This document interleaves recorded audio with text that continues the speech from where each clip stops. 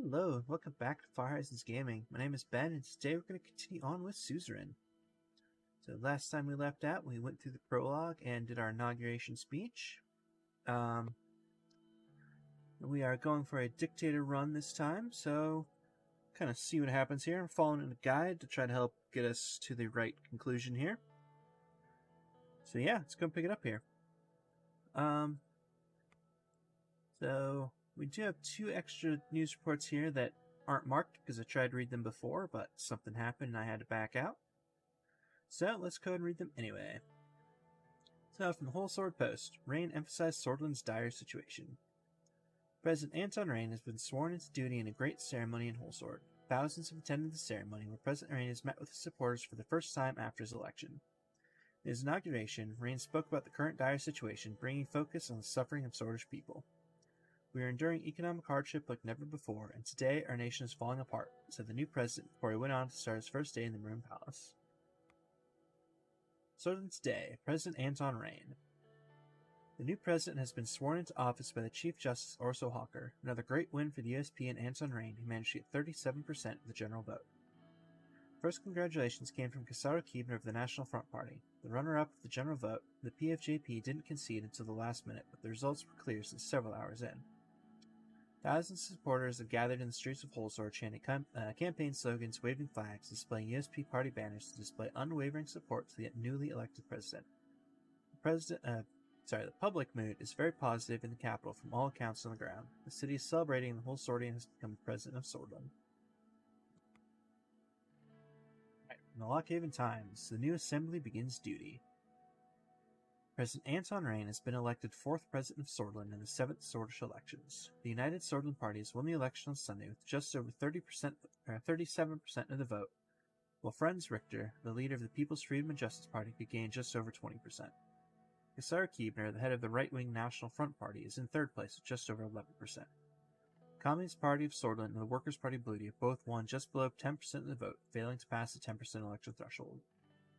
The new term begins with the opposition of PFJP and NFP under the USP government. The unrepresented votes below the threshold resulted in the USP taking 52% of the seats in the Grand National Assembly, giving them the lawmaking power.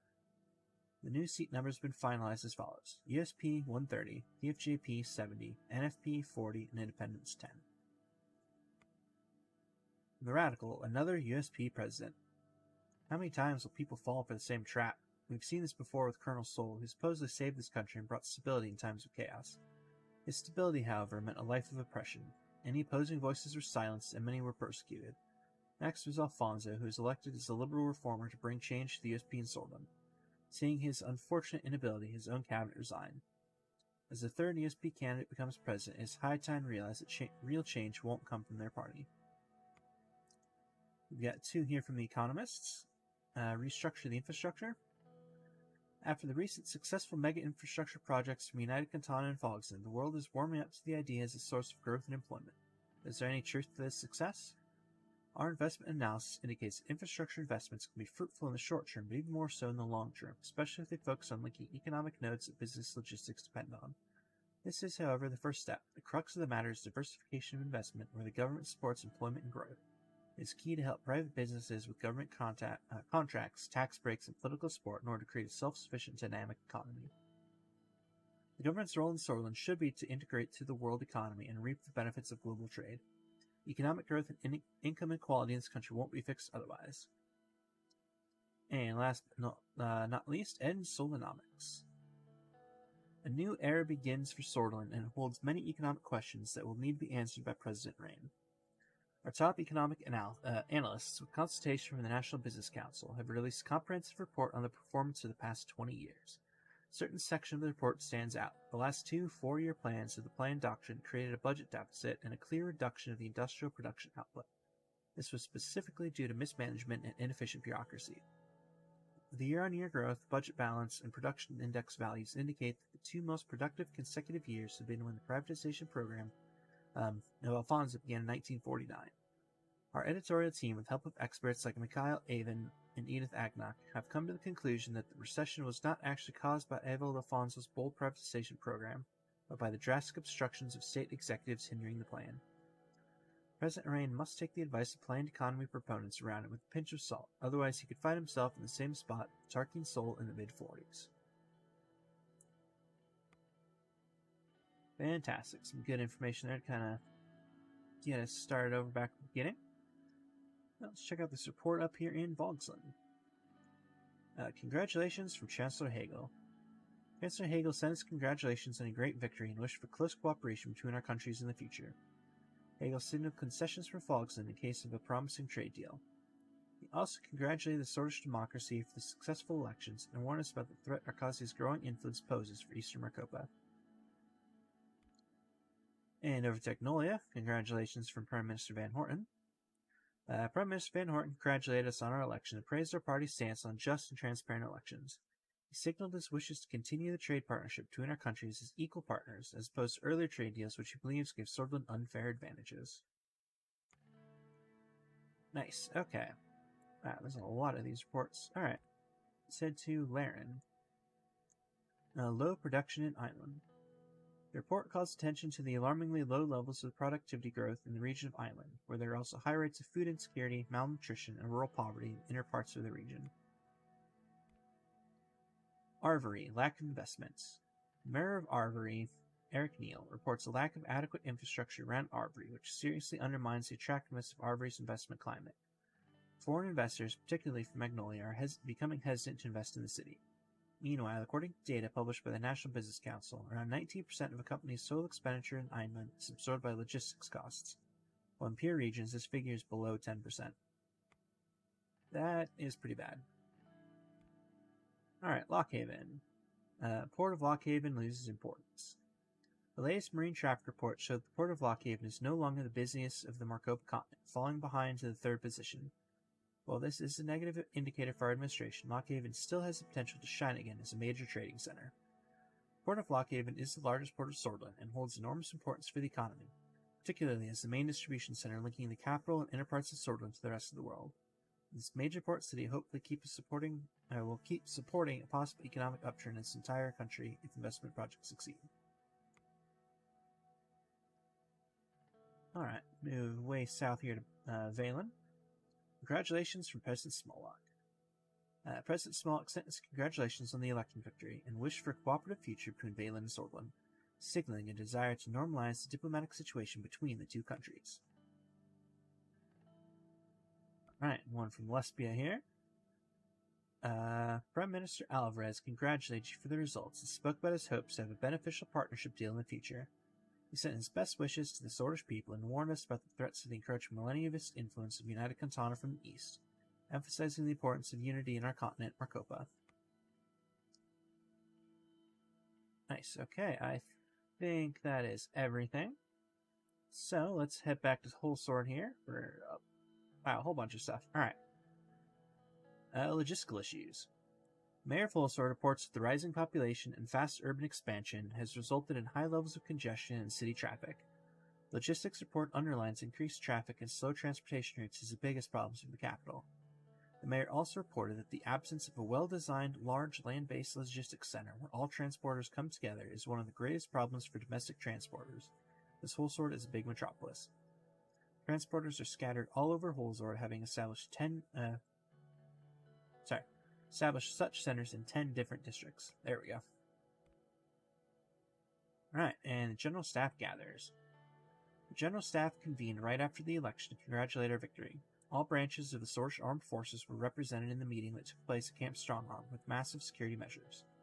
Chief of the Armed Forces, Vulcan Kruger, made a public press statement highlighting the increasing chances of military confrontation in Eastern Marcopa and requested support strength in the military.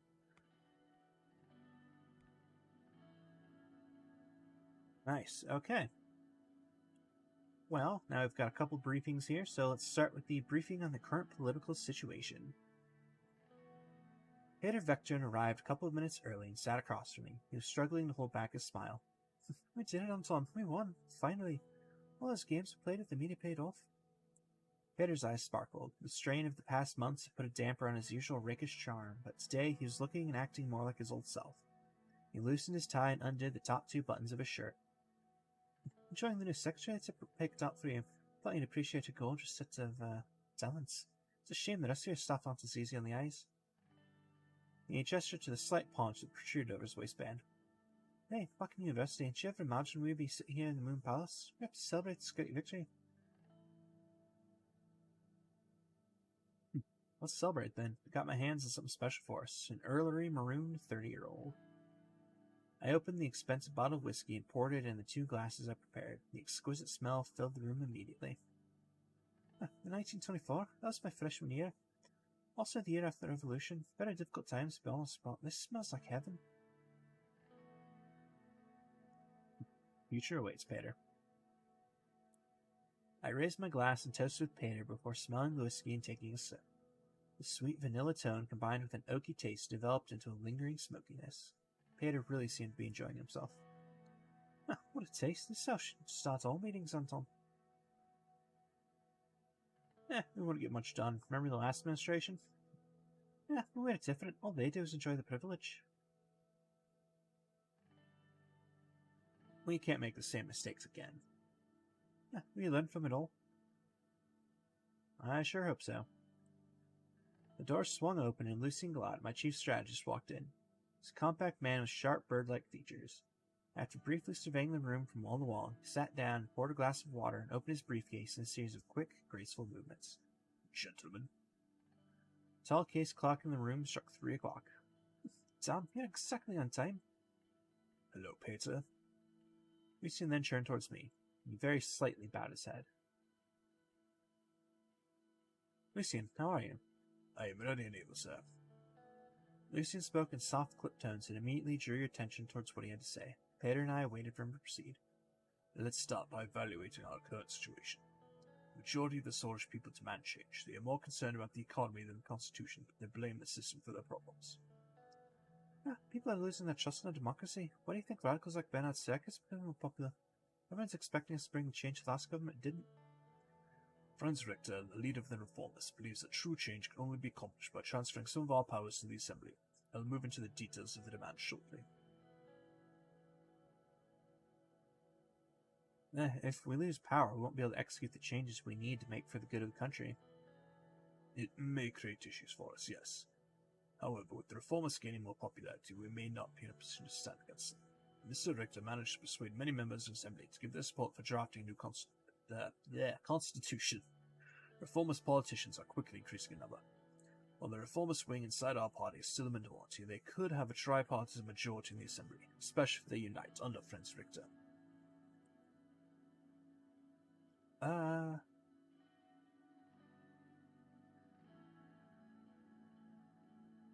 Our party must fall in line with our position. We can't have a strong divide.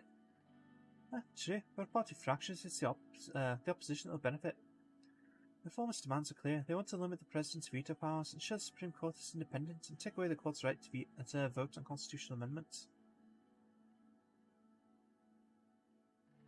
I won't allow them to influence me. We will shape our own future. I agree, sir. The old guard will do its best to preserve the Constitution. Chief Justice Harker and his allied judges have great influence over the Supreme Court, which will be tough to break. The court also has final say over constitutional legislation. Without their approval, we can't even change it. We must break the power of the Supreme Court one way or the other. I agree. They have too much power in Swedish politics. We need to take away their vote in constitutional legislation. It's absurd they get to vote for bills when they aren't even elected. We cannot allow obstructions to exist. We can figure it out. Our party still holds 130 out of 250 seats in the Assembly. We've got the power. However, to reform the Constitution, we must receive a 2/3 majority in the Grand National Assembly, which is 160 votes, and a simple majority in the Supreme Court that equates to 6 votes. After we've settled on how to proceed, we'll need to talk with our party figures. Our first goal must be to get 150 signatures needed to start the process. Following the green light from the USB, we'll reach out to the other party leaders to see if they would back our draft. The last step is to convince the justices of the court. The entire process will take a long time, but we must start working with the Reform Committee to evaluate all possibilities for a new constitution as soon as possible. The new constitution should give the president wide-ranging powers to lead Sordland into the future. That's very bold, though we must start with eliminating the Supreme Court's authority over constitutional legislation and perhaps take their immunity away. Don't forget the reformists want us to address the loopholes in the presidential veto system.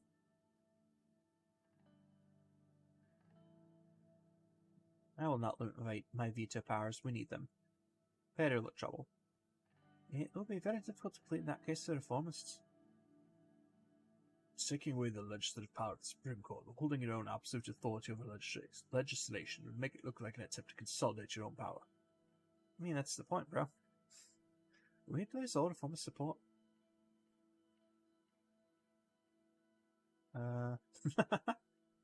We can package it as a democratic reform. The public might be persuaded, but the reformers in the Assembly are not going to fall for that. They would try to paint you as yet another strongman trying to grab more power for himself. The real problem is the judiciary's power, not the president's. I somewhat agree with you, sir. However, most people will not be persuaded by that. It would be tough to reach 166 votes needed to propose such a bill. You would also be burning bridges with the reformists and the old guard. We can do it, Lucian. Look what we've accomplished so far. Of course. To clarify before we head in any particular direction, what are your intentions, sir?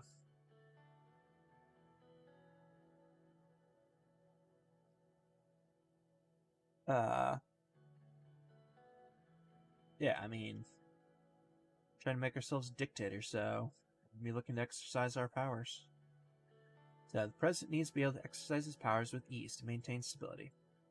I understand. We do not have to remove your veto. Instead, we can discuss limiting it with the reformists.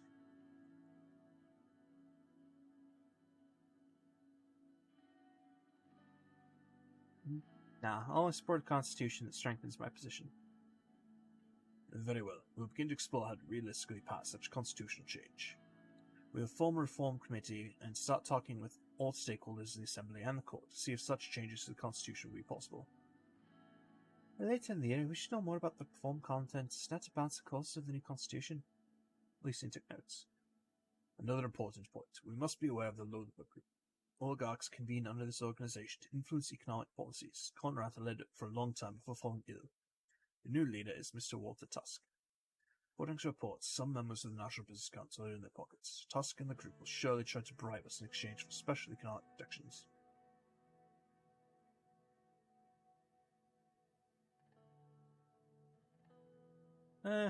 I'll enter a dialogue with them eventually. We need to be diplomatic. Wise approach. It's good to understand and see if we can reach a middle ground. Lucian looked at Pater. As far as I know, Master Caronti has some strong ties to this group. His influence could definitely be an asset for us, but I'm sure he'll want something in return.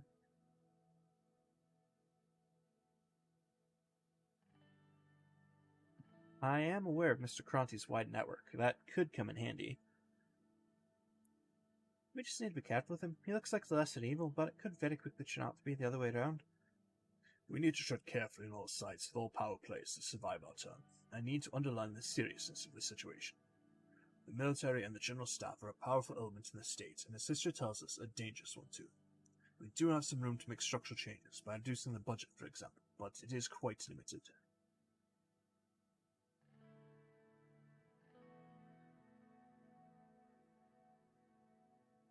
With the Rumberg threat on the horizon, we can't reduce our defense capability and anger our general staff. I would advise the same. The budget should be maintained, and we should refrain from confronting the military too directly. Defense Minister Josef Lenzi is more loyal to us compared to General Kruger, a fact that obviously can change with their actions. Either way, I see a potential rift between the two since they are clearly of different minds. If we act strongly against the military, both of those guys will unite against us. I agree with Lucian. We need to tread carefully here. Lucian looked at his watch. Well, gentlemen, precisely 30 minutes. This concludes our political briefing for today. Our next meeting will be about the media strategy. Talk to you soon, sir. I'll keep in touch. See you both at the next meeting. Lucy and Pater bid their farewells and left.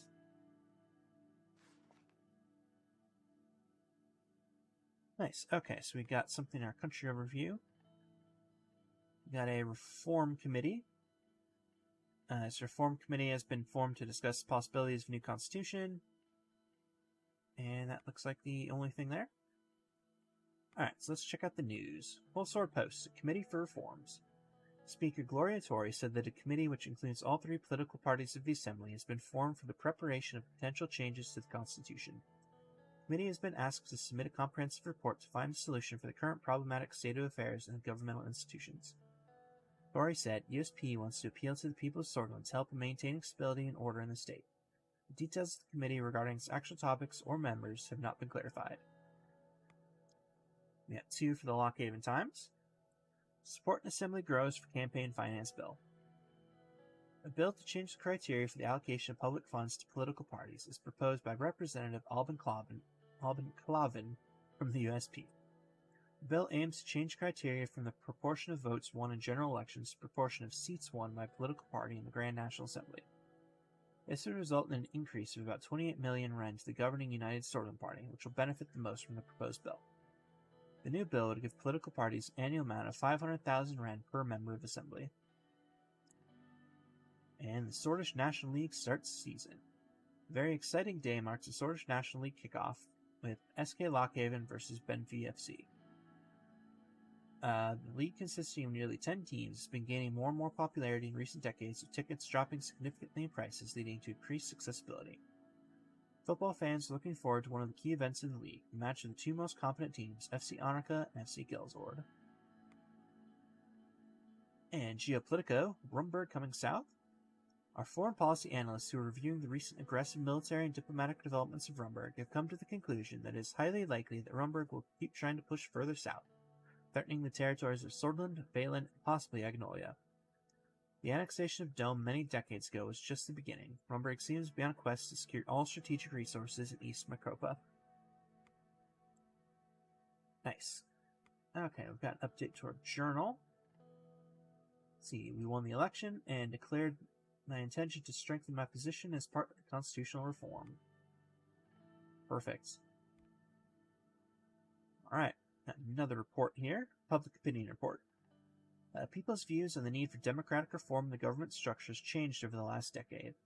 Reformist propaganda from the leader of the People's Freedom and Justice Party, Franz Richter, have resulted in a massive increase in the demands for democratic reforms.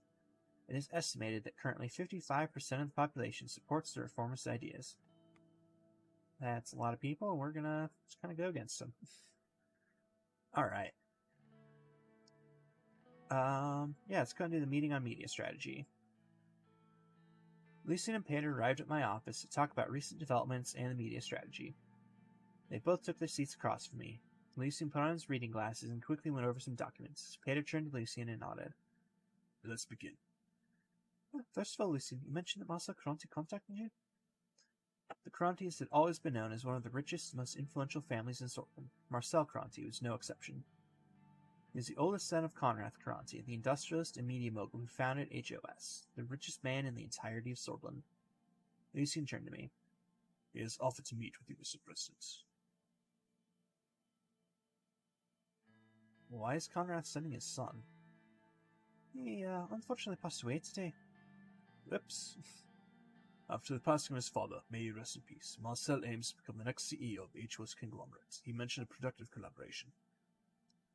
They're a powerful, influential media conglomerate to start with. They own the Sortland Today newspaper, the Sortland Broadcasting Corporation, the... Which means it'd be wise to have them by our side. Sorry for interrupting. Sounds like there's potential there. There is definitely potential. Potential that could go both ways. But let's not get ahead of ourselves. First, we need to determine our general approach to the media.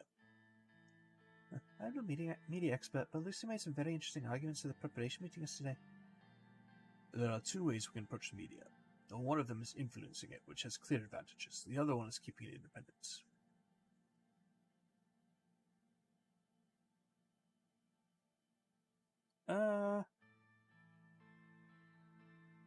I think we probably want to use media as a tool if we're going for Dictator run here, so media is a tool to be used. I agree. Media plays a huge role in adapting public opinion towards our views and policies, which helps us avoid damage from scandals or mistakes. But I do acknowledge that this will sound a bit harsh. I certainly believe that our perspective, knowledge, and experience allows us to have superior judgment compared to the average Sortish citizen. I share your opinion. I concur. Even if we don't use it, we should be able to have control over it. You are both aware of my certain expertise with public opinion sway. I will make sure the media is on our side. 2 knocks were heard on the door. Who is it? It's Livia, Mr. President. Livia Suna, my new secretary, entered the office. Her dark curls bounced as she crossed the room to my desk. She spoke with a slight lilt in her voice. Excuse me, Mr. President. Mr. Galad's secretary has been calling me, wanting me to relay a message. Marcel Cronty, the new CEO for HOS Conglomerate, is on the line for Mr. Galad. Well, balls in our court now. Would you like to talk to him, sir? Would you like me to?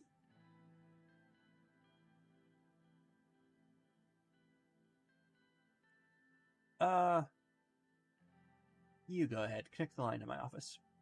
Right away, sir. Connecting call the line 1. Olivia left the room, and the phone started ringing.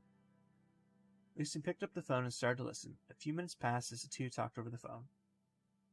Good news indeed. Congratulations, Mr. Cronty. Thank you for contacting me about this. We will talk later. Lucian put the phone down. Well, so important that I couldn't wait. He was just elected CEO by the board of directors. He offered a partnership deal regarding his media branch. He's inviting us to his resort near Conrad for a meeting. The board has decided rather quickly. It seems like gave him the confidence to approach us again. He is going to offer a real deal, and now has the power of the conglomerate too. The choice is up to you, Mr. President. I can set up the meeting soon. Arrange a meeting with Mr. Cronty. I'll set things up right away. Expect a worthwhile meeting next month. It's still then. Looking forward to next month. I wonder if he has a pool. Lucian looked at his watch. It appears we're done for today. We'll continue where we left off later. Thank you for your time. Good work, Marcel. Keep it up. Lucian paid or nodded before gathering the documents and leaving my office. We were already getting the attention of key figures, and potentially dangerous ones. Right. Couple more news articles here. Swordland's Day. Conrath Caranti passed away. The first and most important modern entrepreneur Swordland has ever seen has sadly passed away today. People looked up to Conrath Caranti as a figure of success, respect. After his immediate passing, his son Marcel Caranti took over his title as the new CEO of the Heart of Swordland conglomerate. Alright, the Radical. Glamorous inaugural ball. Whole sort of elite gathers for a lavish state ball. Many citizens in the country are uncertain about their own future, but the state has no problems with wasting taxpayers' money right from the start. We demand these traditions of wasteful nature will become a thing of the past once the present settles in. The team here at the Radical will keep fighting for a better, more equal tomorrow for all. And geopolitical. Swordland's regional trade. As the Rain administration starts its first term, there is a question in all of our heads. What will be the regional international trade policy? Due to the strategic geopolitical location of Swordland, historically, Agnolia and Valen have been natural trading partners. Depending on the direction of the Rain administration, we think that it is likely that a new trade deal will be brokered with at least one of these partners in the near term. All in all, regardless of which trading partners the administration decides to go with, one thing is for sure. Regional trade will boost the ailing economy. The real question is, what does Vogsund or Lesbia think about Swordland? Nice. Alright, so let's see here. Let's look at the report first. Party Committee Report. Reform Committee reports that any potential change to the Constitution that would result in the expansion of executive powers will likely result in strong opposition from the People's Freedom and Justice Party. However, Kasara Keebner of the National Front Party seem to be interested in working together with the committee. Members of Assembly in support of such direction currently seem low, but possibly make up a huge majority in the Grand National Assembly if the Conservative support can be taken. The reformist wing of the United Swordland Party seem reluctant about supporting such changes. So basically the Nationalists are in favor of trying to turn this into a dictatorship. Love it. Alright, well, let's go look at the campaign finance bill here. The Electoral Campaign Finance Bill. Criteria for the allocation of public funds shall no longer be according to the number of votes won in the general election by a political party. The new criteria shall be the proportion of seats won by a political party in the Assembly. Political parties shall receive an annual amount of 500,000 rand per member of Assembly. This results in a doubling of the USP election budget, a slight increase in the other parties in the Assembly, while effectively removing all funding for parties that are below the 10% election threshold. And if we're trying to bolster our own power, we're going to sign that. Alright. Got 2 more news reports, probably about our campaign finance thingy. Whatever. Yes, whole store post, electoral funding reform. The campaign finance bill has been signed into law by President Rain after the approval of the Grand National Assembly by a majority vote on Friday following a 3-hour debate. Friends Richter, who objected to the funding package, saying it contained too much unfairness in the allocation of the budget, also sought to delay proceedings by demanding a formal recorded vote, but was overruled. The new law brings a small change to the criteria for the allocation of the campaign budgets, introduces no changes to the total amount of public funds reserved for the political parties, which stands as 100 million Sornish Ren. And the Radical getting pissed off ass for that. I mean, they were pretty angry ass about basically everything in the last playthrough, and I just expect it to get worse here. ESP hijacks elections. New law that further expands on the unfairness of our election system has been approved by the Grand National Assembly and was signed into law by President Rain. The new law changes the rules of eligibility of the public funds that are reserved for every political party in Swordland. Previously, the funds were given on the basis of the number of votes in the general elections. With these changes, the funds will be given on the basis of the number of seats the political party holds, which eliminates every party apart from the 3 that are currently in the Assembly. This insane law also results in the governing United Swordland Party's share from the funds to double. As Anton Rain's presidency begins, we, the Radical, are already smelling the rotten whole sword. Thank you. Alright, country overview. It's the electoral funding reform. And unfair electoral funding is now a red situation, so that's fantastic. But who cares about anybody else? We're only out for ourselves here. Codex, we've got just the entry on the Heart of Sword Conglomerate. Alright. Well, I think I've got enough time to do one more thing here, so let's go do the briefing on the current economic situation. Simon Hall, Gus Manger, and Lilius Groff were about to arrive at the White Room for our scheduled economy meeting. This was the room in the Maroon Palace where all important meetings were held. 2 assistants arrived first, carrying a heavy projector. They stood with it by the door, waiting for the ministers to enter. From the hallway, I heard Lilius Groff's voice. She was using the patient, almost motherly tone she often took in heated arguments. Gus, do you really think that such an economically advanced area is more in need of investment than Ireland? That was a poorly read sentence. Lilius, my interior minister, strode in. She was clad in shades of brown and beige, the only spot of color a bright yellow nourished star on her necklace. Gus followed closely behind. Don't be an idiot, Lilius. What about the unemployment crisis greater Holsword and Gelson regions are going through? These areas are our economic heartland. Gus curled his hands into fists. The Minister of Agriculture and Rural Development's temper hadn't changed since his days in the Alfonso administration, but neither had his reputation for getting things done. His far-reaching network of connections was unlike any other. Simon Hole quickly stepped in between the 2 ministers without looking at either of them. He cleared his throat. Good morning, Mr. President. What's this debate about? Just a disagreement in general economic strategy, President Rain. Not sure if I'd call it just disagreement, Lilius. Could you enlighten me, Gus? Ms. Groff seeks to focus our economic development in a region where we can't reap the financial benefits. Business leaders are requesting better logistical links in order to contribute to the economy more. A wise idea if your main agenda is to make money instead of developing the region and serving the people. Lilius, could you elaborate? Of course, the argument is simple. Ireland is our weakest region, both in terms of economic and social support. We should support the city of Aubrey and its respected mayor. How partial can you really be? Simon was observing the argument. Well, what are your thoughts, Simon? I have to say that I agree with both of them. Ireland is in need of investment, and we can improve Greater Holsword and Gelsland. I want to avoid this topic now, since we'll talk about it in the future. I'd rather first fully brief you on our current economic situation.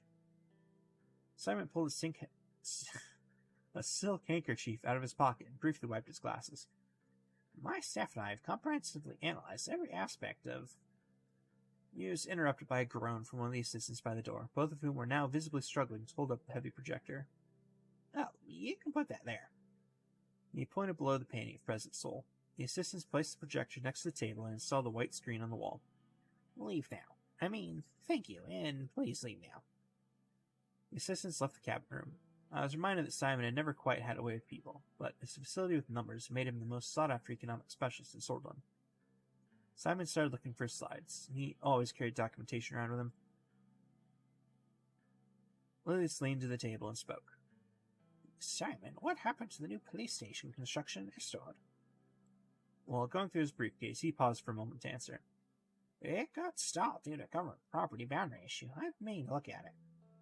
I can take a look at that one. Estord needs all the security help it can get. Sure, more time for me to spend on analyses. His eyes glittered when he finally found the slides he was looking for. There have been some developments about Suzerain losing further value today. We've been trying to stabilize it with the central bank. The recession of 51 put enormous pressure on the economy, resulting in the collapse of the value of our currency. The entire situation was a significant cause of concern for our administration. What would you like to know about the current economic situation? Well, what's our GDP and debt situation? Our current GDP is 310 billion Suzerain, and the national debt is 427 billion. It's still hard to fathom. We lost nearly 150 billion in wealth. The past 3 years were tough. Yeah, that's a lot of money. What's our unemployment and inflation rate? Unemployment has skyrocketed and is now a staggering 16%. The inflation is at a relative high of 7%. Unemployment is increasing crime and drug use. We need to get people off the streets. The inflation isn't helping our average citizen either. Alright, cool. And what's the status of the recession? The economy has been in recession about -6% in the past year. The average GDP has dropped from 15,454 yen per capita to 10,359 from 1951 to now. This administration's success depends on our ability to stop the recession. The sooner we can reach GDP growth, the better. Well, I have all the information needed. Let's move on to the economic strategy. Simon scattered the paper stack in front of him in an orderly manner and took a final look at his notes before clearing his throat. As you can see, the situation is alarming, but not everything is negative. The extensive privatization program of Alfonso left us a large budget surplus, which we can use to stabilize the crisis. The primary subject we need to settle on is what general path we will take in our term. Solonomics-based nationalism happened in the 1930s, and Alfonso's privatization began during the end of the 40s. What will our administration focus on? One of our main promises was to promote a planned economy to stop the recession. To be frank, I still don't think this was a good idea. We shouldn't go back to Solonomics. It's the reason of the recession. Self-sufficiency will help us in tough times. Simon ignored the statement.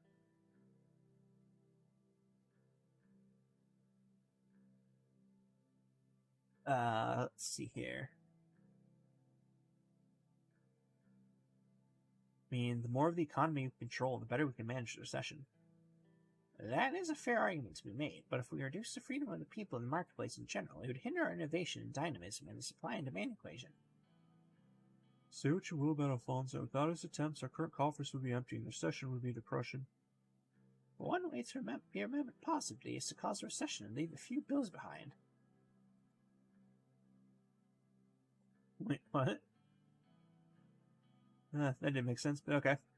The structural problems of Solonomics were going to lead to a recession according to the predictions at the time anyway.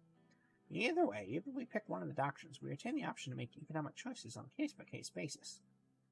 But that is, however, not recommended in my point of view. The last thing we need is a chaotic economic plan. Finally something we can both agree on, Lilius. There is another important point, which has a direct impact on an economy. Superpowers. We have done well not aligning ourselves with any one of them. Economically speaking, an isolationist policy overall can only work if we are to reap the benefits of both spheres and their rivalry. This is a very dangerous attempt, but it's still possible. We must be very cautious. There are schemes being devised about Sordon. We cannot give in to their wants now or in the future, otherwise the country will churn into a pawn. Sordon will not be controlled by any nations. Precisely my point. We will stand strong and show an example to the world. I hope we won't regret this. Simon cleared his throat again. Well, let's not get ahead of ourselves. Minister B should be in charge of informing on these types of foreign policy decisions. We must first decide our internal economic plan. Simon put forward a legal document outlining the possibilities with both economic doctrines listed. Cabinet members looked at me.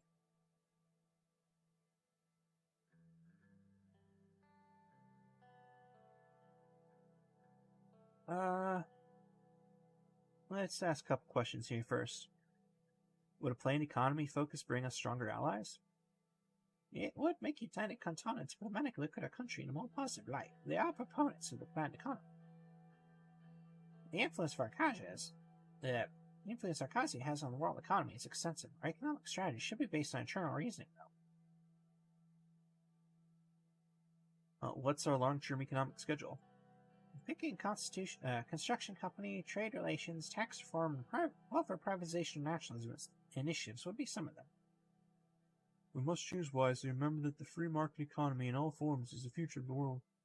I wouldn't be so sure. Well, we're going to stick to the planned economy, so we have to thank Sol and his planned economy for the boom. It clearly shows the success of the system. Precisely the reason why we should stick to the old system. State planning and regulation both showed great successes in the 30s. Only for a limited time, till even Tarkin Sol himself discovered limits of the system. The slowdown began during his rule, remember? Let's move on. What are your final thoughts then, Mr. President?